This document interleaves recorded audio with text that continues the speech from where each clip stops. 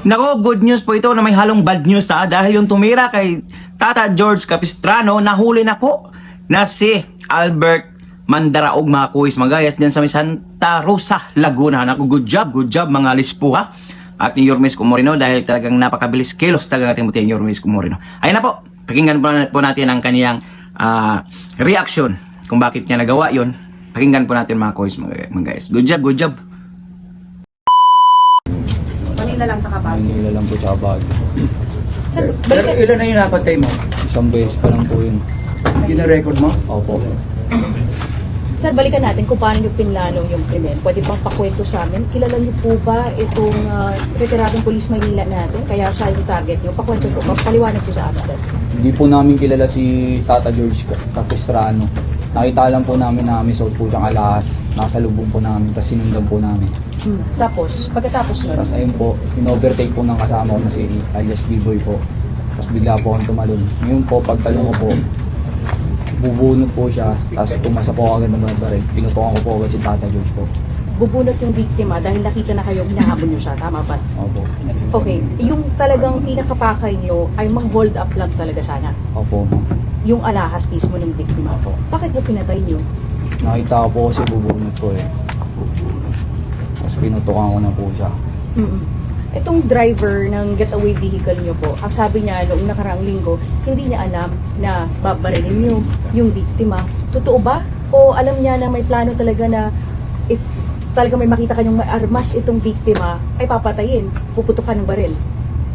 Wala po sa plano yun eh. Yung nalaman po namin may baril, doon po kami naalaman na putukan po eh. Tsaka may baril din po siya, hindi lang po kayo may baril. Yung driver? Opo. Okay. Pagkatapos nyo na ginawa yon at binaril yung biktima, saan kayo pumunta? Anong una yung ginawa? Dumiretso po kami sa Arahay, Pampanga po. Pagkatapos, Nagbihis po. Tapos ginamot ko po yung sulat ko yung natamaan ko po.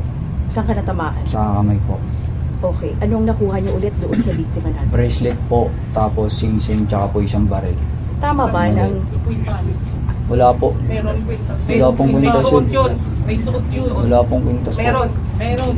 Kitang-kita ng asawa. Kinalat Wala pong nagtak ng kwintas po. Ano yung hinila mo sa leg? Ano po, bag po yun, Yormi? Hinihila mo yung bag niya? Opo, inihila ko po, di po matanggal kasi po nakaano po yun. Naka-swing bag siya. Opo. Mm. Wala pong nakuwang kwintas po, Yormi.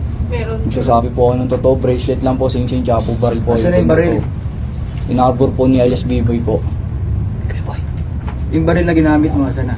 Ayun po, Saan? na-recover na po. Recover na. magkano lahat ulit yung pinagbentahan nyo doon? Kasi ang sabi, naghatian kayo eh. Opo. Magkano yung nakuha po? Umabot po ng tag 300 po kami. Bali 600 po lahat. Ganun po. Saan yung binenta? Si B-Boy po yung nagbenta eh. Pagtimbang po ng alahas po, siya na po nag-dispatch ng alahas po. Pagkatapos siya maibenta, naghiwalay na kayo nung driver ng getaway vehicle nyo. Saan kayo nagpunta? Dumaretso na po ako sa may bundok po, malapit po sa may Pampanga po. Pagkatapos, Tapos po, in-sprayan ko po agad yung motor ko po na kulay puti. So, dire-diretso na po ako sa Cabanatuan papunta po San Mateo. bakit ka pa nagtago? Ilang beses na nanawagan ang lokal na pamahalaan ng Maynila na yun na nga ang nangyari. Nahuhuli na nga itong kasama niyo po na driver. Natakot po kasi ako kasi po, nalaman ko po sa Facebook po na pulis po pala yung nadali po namin. Sir, ibig sabihin kung hindi pulis, hindi po kayo matatakot? Hindi po. Anong hindi po? Hindi kayo matatakot o hindi na natatakot kayo kahit na policeman o hindi yung nabiktima niyo po? Hindi po kami natatakot po. Gusto ko may alas. Pero pag pulis po, takot po kami. Kasi po may paglalagyan po kami. Okay.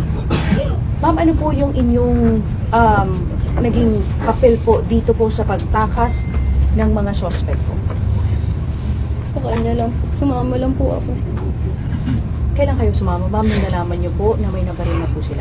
Nung ano po, pag uwi niya po ng bahay, sabi niya, pinamin niya po sa akin, nakadisgrasya daw po siya.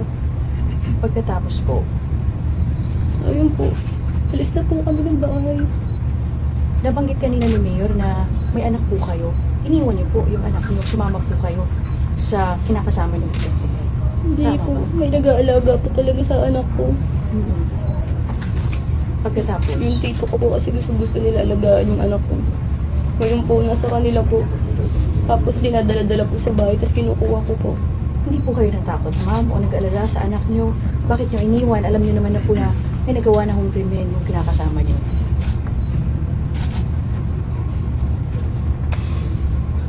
Ano yung nasa isip nyo ng mga panahon na yun, ma'am?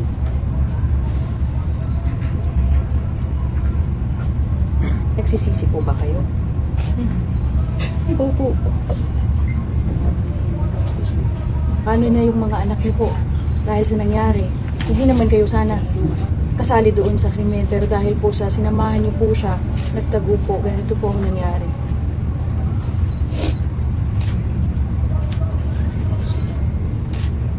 Sir, ano po masasabi niyo sa pamilya dahil po sa nangyari?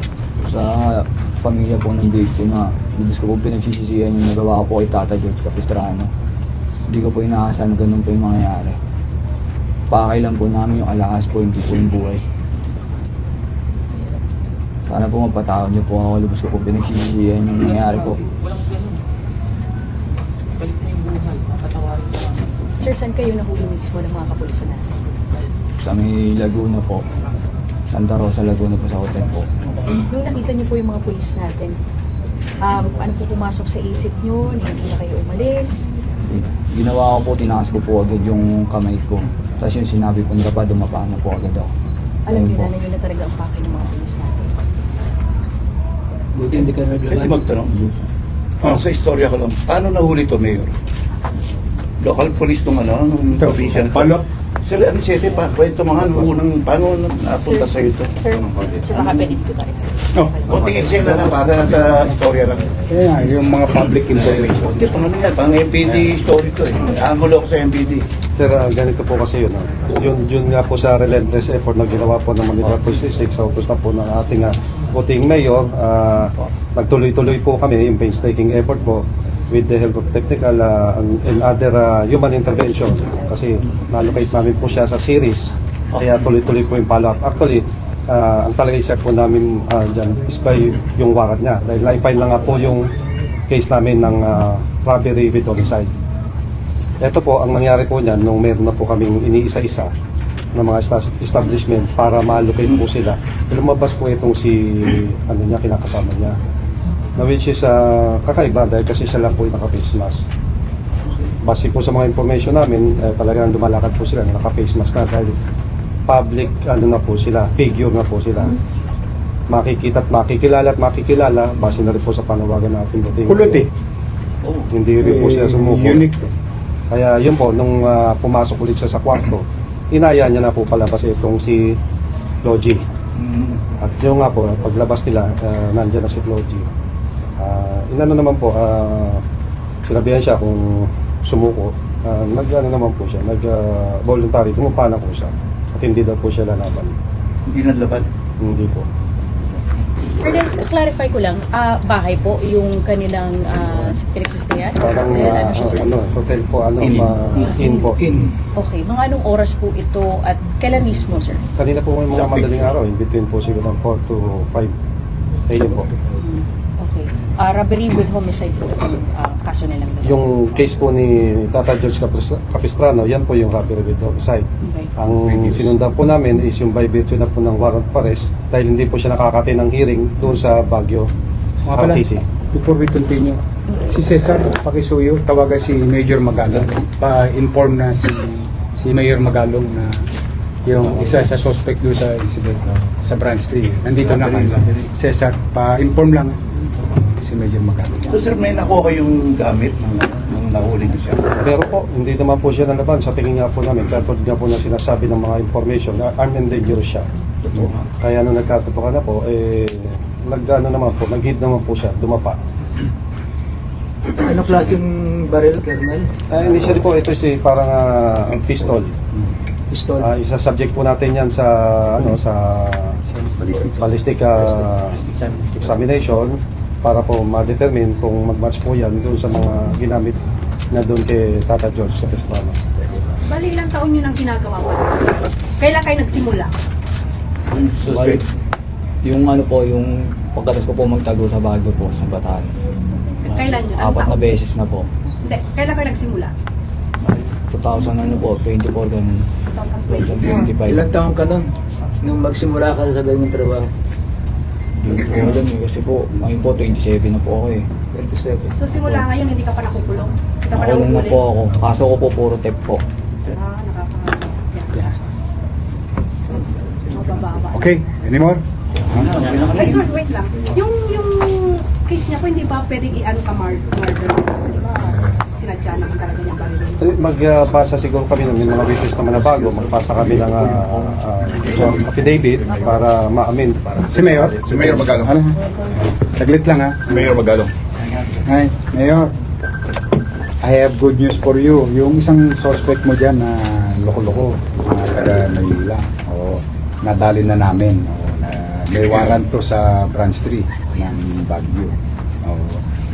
Oo, in-update lang kita. Tapos, ipaprocess lang namin. Tapos, at least, send our regards to the victim that, we're happy to be of service to people of Baguio.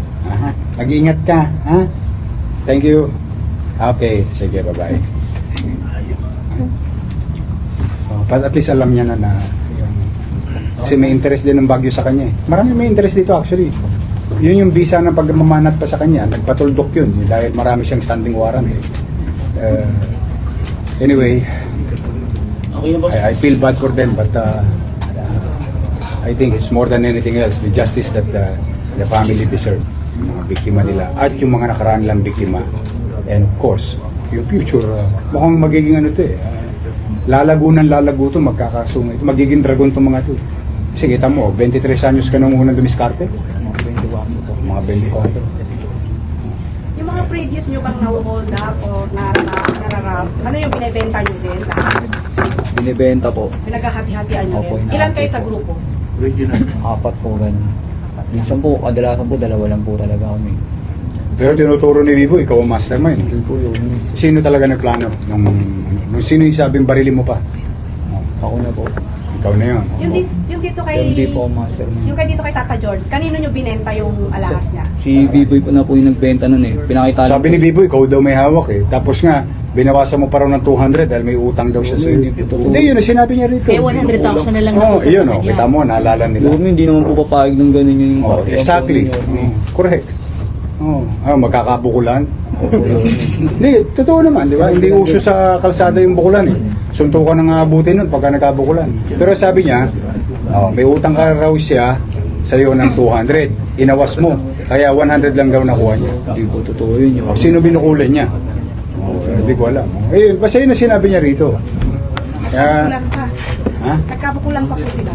Di ba? Narinig ko naman yung sinabi. Hindi naman ako nagsabi. Ulam daw ng 200 yung... Binigay mo. Sinigay mo kasi siya ng 200. Kaya sandalan na punta sa kanya. Yung party po namin dun parehas po yun. Yun po yung matotohanan. Anyway, Sir, isang tanong na lang po. sure, go ahead. Yung tanong ng pamilya kasi, ilang beses na po kayo nakulong, may mga kaso kayo. May protector ba kayo? May financer po ba kayo? Kaya nabas-pasok po kayo sa kulungan. Wala po. Ibig Ang sabihin, kaso ko lang po, puro tech lang po. Tapos yung iba po, binubuno ko po. Ganun po. kaya ka nakakapagpiyansa na makalabas. Binubuno ko po. Naano ko po siya ng matagal. 2020 po. Pero walang, kahit na sinong malaking tao sa likod nyo, Wala po. organized na grupo, nakasali ka, Wala po. kayo lang talaga. Ikaw lang mismo. Pero may iba kang tropa na sinasakyan nyo rin. Sumasampa ka rin sa ibang, hindi lang kay B-Boy. Kay B-Boy lang po talaga. Kay B-Boy ka lang sumasampa. Kasi sabi ni B-Boy, may katropa ka raw. Wala po. May sinasampahan kang iba eh. Wala na po yun. Lahat ng ligtas ng ulo, inabot ni B-Boy eh. Ikaw lang ang nakabaon eh. Wala nga po eh. Hindi nga. Yan ang sinabi naman dito, hindi naman ako may sabi. It's up to you. Sige, anyway, Okay, Mayor. at least one problem down, good riddance. Sa pagresolba ng mga krimen at pagbibigay bahagi ng hustisya sa mga biktima nitong mga Tolonges. Ulitin ko po, ang nasa inyong harapan ay si Albert Magdaraog, kasama ni B-Boy na suspect. Bagay, inamin yun. Tama, inamin mo na, di ba? Pinaril mo. Ilang beses? 2 beses po. Isa po tumama sa akin. Tumama sa kamay mo. Ayan. So, hindi siya suspect. on the way I look at it. But there will be a process that it's going to be followed.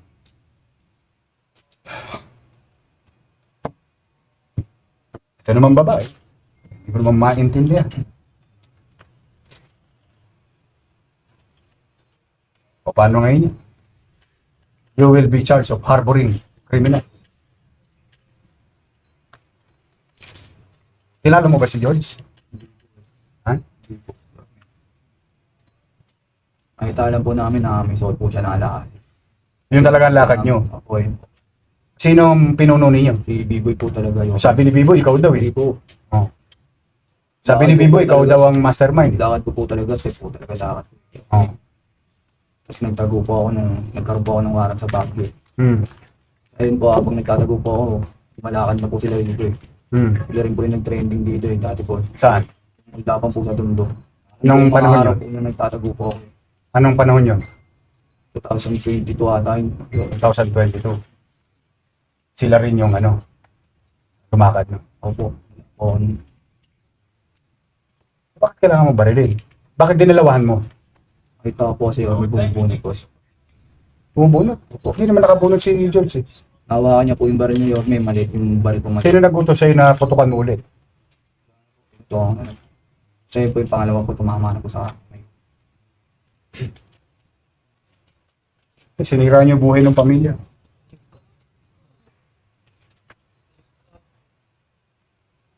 Walang kasaysayan. Tagal-tagal na naglingkod nun sa Maynila. Buong buhay nun. Para mapangalagaan kayo, kayo rin pala bibiktima sa kanya. Hindi ko po alam na pulis po yun. Kahit alam po na po yun.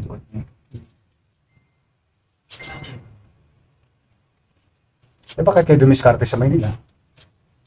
Madami na po kasi dito. Madaming may alahas. Ba't di ka pa sumuko? Sumuko na si Biboy. Takot po ako yun. Ba't ka natatakot? Lalalaman mong pulis ang pinatay mo. Opo.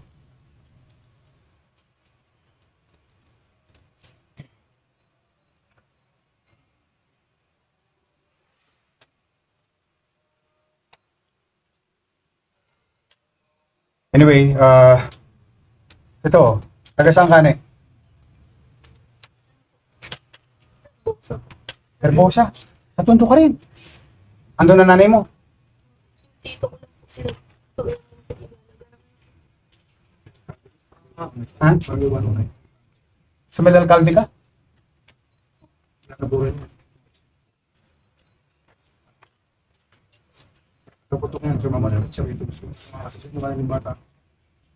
Iniwan mo yung anak mo, sumama ka dito.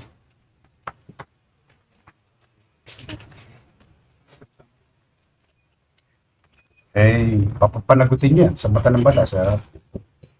Sabi ko sana sa mga kabataan, o lalo na sa mga bata, no? Alam nyo, maganda yung kayo'y nai-inlove, kayo'y kakaroon ng partner sa buhay. Pero kung sa tingin nyo naman, tulad nito, mo, may anak. Tapos iiwanan mo yung anak mo, pipiliin mo, criminal na boyfriend. So anyway, gusto ko lang pong at least mabigyan ng tuldok. After, ano ba ngayon? 20 days. 20 ano ngayon? 24. After 8 days. As we have promised the people of Manila, kami po ay bilang gobyerno at organisasyong pulis. Maaaring hindi perpekto ang aming organisasyon among ourselves. But we guarantee you, we will not tolerate abuse. At the same manner, pagka ginawa ninyo sa Maynila, yung krimen, talaga pong hahabulin namin kayo, whether the following day, mahuli namin kayo 1 week after, 1 month after, 10 years after, it doesn't matter to us. We'll make you pay and be brought to justice. We are certain about these rules and policy. Now, having said that, bago ko po ibigay ito sa media, dahil puno-puno po ng in fairness po sa ating mga media, talagang nag-aantabay itong mga ito ng balita at update. Ayun. Now, next, kung nanonood kayo, kayong tatlo na basag kotse gang, na may huli kayong biniktima sa Maceda Street, Meron na kaming mukha ninyo. Alam namin, taga saan kayo. Malapit lang kayo. You're about 3 kilometers. Maring pinagtatawan-tawanan nyo kami ngayon. Ulitin ko ha. A few weeks ago, may insidente sa Maceda. Basag kotse gang. Nananahimik yung kotse, binasag ninyo, ninakawan ninyo. Taga-Tindalo kayo. Maring hindi kayo umuwi ngayon dyan. Ulitin ko ha. Kayo ay properly identified.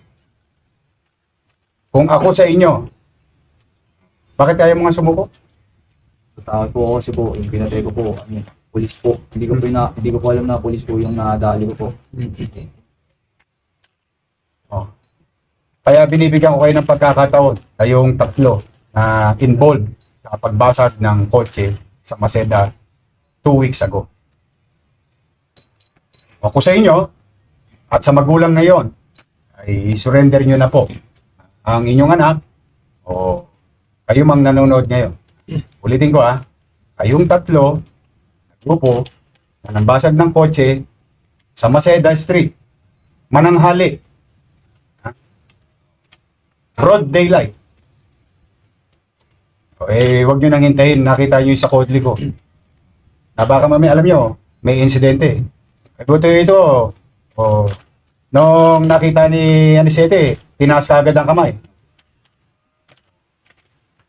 Akala namin bubunot dahil as he is considered armed and dangerous with capability to intent to kill. Kita ninyo yun. Talagang mapapabilib lang ako sa Manila Police District dahil kahit anong sikip sa dibdib, galit at inis kapwa nila, patuloy nilang kinikilala ang hustisya o pamamaraang makatwiran. And I'm proud of the men and women of Manila Police District for practicing restraint and follow the rule of law. But, ulitin ko, hindi lahat araw-araw Pasko sa kriminal. May Pasko rin sa pulis. Baka mamaya, sa kalsada pa kayo madisgrasya. Kaya binibigyan ko kayo ng pagkakataon at bibigyan ko kayo ng panahon. Iisa-isay ko kayo ilabas dito. Pero, for the meantime, we are focused with this incident and you're next. So to those who are watching, stay away from Manila. If you want to commit crimes in Manila or plan to commit crimes in Manila, it's not worth it. Sulit ba? Sulit bang ginawa ninyo? Sulit hindi. Tanin nyo. Kaya, kung gusto nyo, magbagong buhay na kayo, mukha namang hindi kayo makikinig sa akin magbagong buhay. Pero kayo dito sa Maynila. Hahabulin namin kayo. Layo ng, ang dami yung impormasyon dito. Nahabol sa Cabanatuan, nahabol sa Arayat, sa Bulacan, sa San Mateo, sa Marikina, punta pa ng Maynila. Tapos Laguna. Ang dami nagbibigay ng impormasyon ng mamamayan. Alagang inano ng mamamayan. Pag nakakakita ng postura niya, itsura niya. But all things are being considered valid. Natsempuan naman. Natsempuan. So, to the family of George Capistrano, I hope your city government that pinaglingkuran, George, nakapagbigay ng hustisya sa inyo ngayong araw nito. Congratulations sa inyong lahat. Thank you very much to the men and women. To General Abad, keep it up. Congratulations to our District Director, General Abad. May pagmamalaki mo talaga ang iyong mga pulis, Maynila. So for now, ito po ang inyong lingkod. Hanggang dito na muna. Ito po may medical. May medical na ba ito? Medical na. I-inquest na rin. Sige, for the meantime, we're happy to be of service to the people. And again, pumanatag po kayo in our own little way. As your mayor, hanggat ako po ang alkalde ng lungsod ng Maynila, ay pipilitin ko po sa abot ng aking makakaya, 10 ng aking mga kasamahan na naglilingkod sa bayan na ang ating lungsod, ibaling luma, maging maaliwalas, at panatag ang pamumuhay. Mag-iingat po kayo, at kung meron po mga complainant na sa tingin ninyo, ay biktima rin ito, ay maaari po kayo makipagtulungan sa Manila Police District. Magandang araw, at pagpalain nawa kayo ng Pong May Kapal. Manila, God first. Thank you.